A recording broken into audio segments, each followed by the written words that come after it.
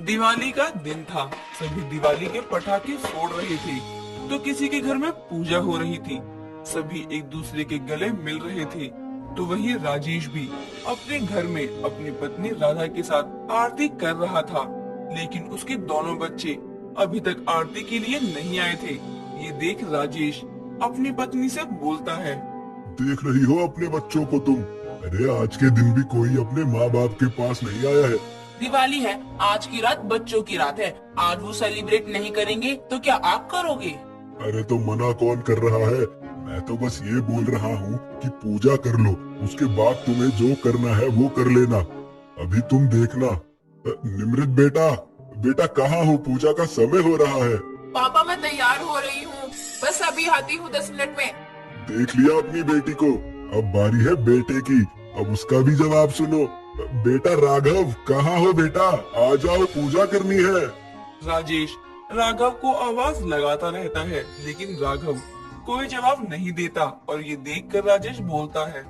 देख लिया अपने महान बच्चों को, एक तो तैयार हो रही है और वो तुम्हारा दूसरा बेटा मेरी बातों का कोई जवाब ही नहीं दे रहा है।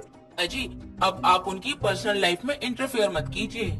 वाह, अब मैं इनकी लाइफ में इंटरफेयर कर रहा हूँ?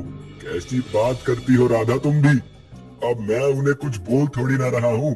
अरे एक बार आ जाए, पूजा कर ले, उसके बाद जो करना है वो करे।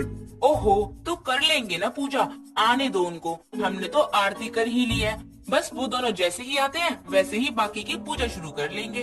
अब क्या था, राजेश सोफे पर बैठ जाता है और अपने बच्चों का इंतजार करने लगता है।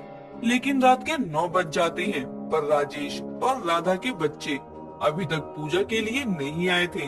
तो वहीं राजेश अब झपकियां लेने लगता है। राजेश को झपकियां लेता देख राधा खुद से बोलती है। रात के 9 बज गए हैं, लेकिन ना तो निमृत आई है और ना ही राघव। लगता है मुझे खुद ही इनके पास जाकर देखना होगा, आखिर ये लोग कर क्या रहे हैं। अब क्या था, राधा अब निम्रत के कमरे में जाती है, जहाँ वो देखती है कि निम्रत अपनी आंखों पर लाइनर लगा रही थी। ये देख राधा निम्रत से बोलती है। तुम अभी तक तैयार नहीं हुई? तुम्हें पता भी है रात के 9 बज चुके हैं, तुम तैयार कब होगी? माँ मैं हो जाऊंगी रेडी, तुम चिंता क्यों करती हो? बस 10 मिनट दो, मैं अभी आती हूँ। 7 बजे से तो यही कह रही है। अरे ऐसा भी कौन सा तैयार हो रही है जो तुझे तैयार होने में 2 घंटे लग गए? माँ आ रही हूँ ना, और आप मुझ पर चिल्ला रही हो। ये बताओ कि राघव आ गया? जा रही हूँ उसके पास भी, आज उसकी भी खबर लेनी है मुझे। तो जाओ ना यार, पहले उसे पकड़ के लाओ, फिर मुझे बोलना। हमेशा मेरे पास आ जाती है मुझे बोलने के लिए हर चीज में। अपने लाडले को नहीं देखना है, बस बस लड़की को ही बोलते रहते हैं। लड़के लड़की में फर्क जो करना है हमेशा। निम्रत की बात सुनकर राधा को बहुत बुरा लगता है, लेकिन वो उसकी बातों को ध्यान में नहीं रखती और वो वहाँ से चुपचाप बाहर चली जाती है, जहाँ वो देखती है राघव बाइक पर बैठकर अपने दोस्तों को लेक्चर दे रहा है। यार तुझे पता है पटाखे जलाने से ना बहुत तकलीफ होती है, लोगों की आंखें जलती है, पॉल्यूशन काफी होता है और इसलिए हमें पटाखे नहीं जलाने चाहिए। तुझे पता है मैं तो पटाखे जलाता ही नहीं हूँ। हाँ भाई, वैसे तो तू सही बोल रहा है, लेकिन दिवाली साल में सिर्फ एक बार ही आती है, इसलिए तू अपने इस ज्ञान को अपने पास ही रख। मैं तो चला। अबे मैं भी चलूंगा। दोनों जा ही रहे थे कि तभी वहाँ राधा आ जाती है। वो राघव को रोकते हुए कहती है। कहाँ जा रहा है बेटा? आज दिवाली है, घर में पूजा करनी है। वैसे तो तू पूरा समय बाहर ही रहता है, लेकिन आज तो थोड़ा समय तू घर वालों को दे दे। माँ आपकी बेटी है ना, आप और पापा उसके साथ मिलकर पूजा कर लो। मैं अपने दोस्तों से बाहर जा रहा हूँ। राधा राघव को रोकती रह जाती है, पर राघव नहीं रुकता और वहाँ से चला जाता है। अब राधा को और बुरा लगता है कि उसके बच्चों के पास इतना भी समय नहीं रहा कि वो अपने माँ बाप को थोड़ा भी समय दे सके, और वो अपनी आंखों में आंसू लिए वहाँ से अपने घर के अंदर चली जाती है और अपने पति के पास बैठ जाती है। राजेश पत्नी को यूं उदास और उसकी आंखों में आंसू देख बोलता है। क्या हुआ, नहीं आए ना दोनों? नहीं, लेकिन वो आ जाएंगे, आप चिंता मत कीजिए। राधा, अब हमारे बच्चों के पास उनके माँ बाप के लिए बिल्कुल भी समय नहीं है, इसलिए अब उनको उनके हाल पर ही छोड़ दो। नहीं राजेश जी, हम अपने बच्चों को ऐसे नहीं छोड़ सकते, क्योंकि बच्चे चाहे कितनी भी बड़ी गलती कर दे, माँ बाप का हमेशा ये फर्ज बनता है कि वो अपने बच्चों को माफ करें। दोनों आपस में बात ही कर रहे होते हैं तभी रेडी होकर निम्रत अपने माँ बाप के पास आने लगती है, जहाँ वो अपने माँ बाप के दुख को सुन लेती है और उसको बहुत तकलीफ होती है। हम आज के समय में कितने बिजी चलने लगे हैं और ये कितनी गलत बात है कि जिन्होंने हमें जन्म दिया है हम उनको ही नहीं पूछते। मैं अभी राघव को फोन करके बुलाती हूँ। इस तरह अब निम्रत राघव को फोन करती है, लेकिन उसका फोन नहीं लगता।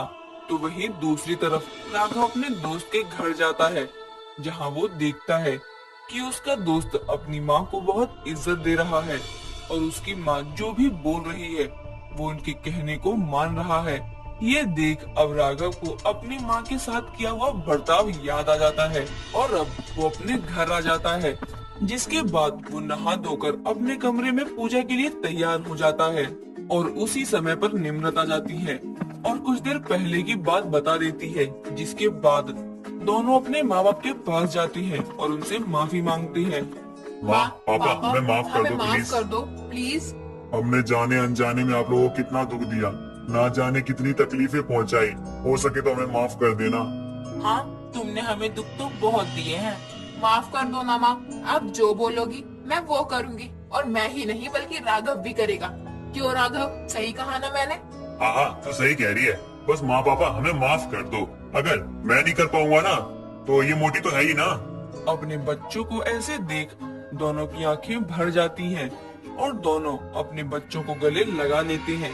जिसके बाद अब सभी अपनी दिवाली की पूजा करने बैठ जाते हैं। जिसके बाद राधा घर में खाना बनाने लगती है। उसको खाना बनाते हुए देख निम्रत बोलती है, माँ मैं बना देती हूँ। बेटा, कल दिवाली की सफाई कर दियो तू। मेरी तबीयत ठीक नहीं लग रही, इसीलिए। बस इतनी सी बात?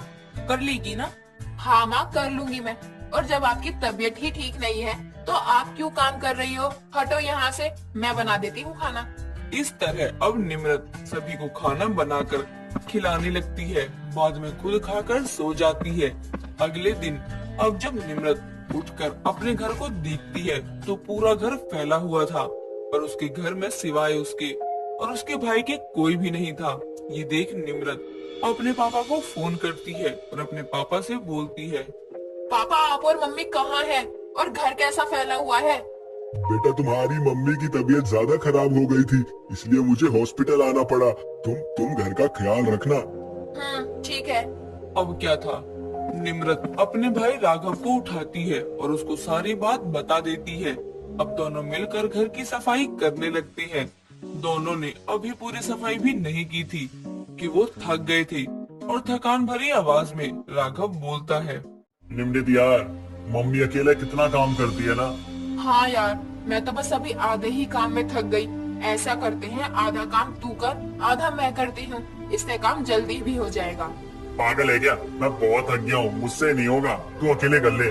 राघव, मम्मी आएंगी और अपने घर को ऐसे बिखरे हुए देखकर उन्हें कितना बुरा लगेगा ना। इसलिए तू मेरी मदद कर देना प्लीज।